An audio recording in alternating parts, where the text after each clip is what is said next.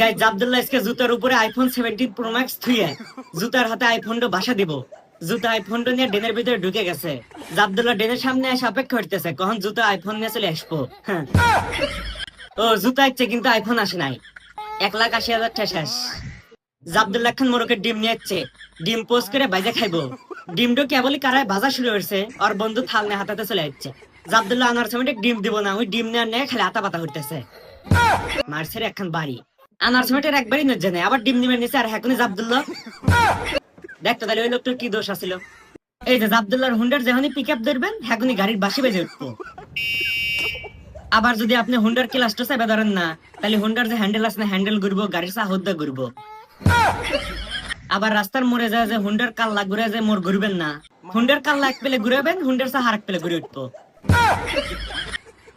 এই যে আব্দুল্লাহর মিস্ত্রি বাড়ির বিশাল বড় একখান দরজা না গেছে, দেখি দরজা খুলে কে বলে কি রে আনার সময়টার বাচ্চা তুই দরজা উল্টে বেলা না গেছো নাকি?